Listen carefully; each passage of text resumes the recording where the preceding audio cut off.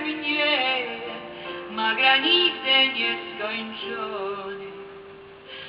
Och, wzgardzony, okryty chwałą, śmiertelny król nad wiekami, a słowo ciałem się stało i mieszkało między nami.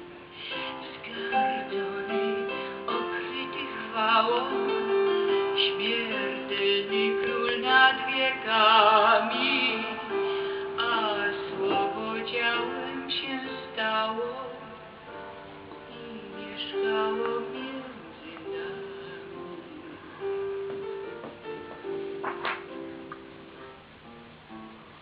Cóż masz niebo nad ziemiany, Bóg porzucił szczęście swoje.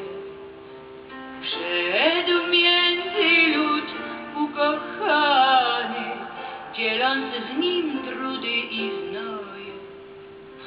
Och, nie mało cierpiał, nie mało, żeśmy byli winni sami, a słowo ciałem się stało.